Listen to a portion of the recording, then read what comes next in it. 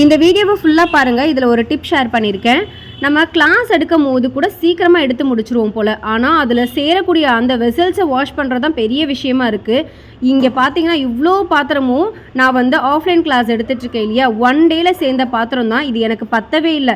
2 தடவை வாஷ் பண்ணிவிட்டு லாஸ்ட்டாக சேர்ந்த பாத்திரத்தை ஃபுல்லாகவே நான் இந்த மாதிரி அடுக்கி வச்சுருக்கேன்.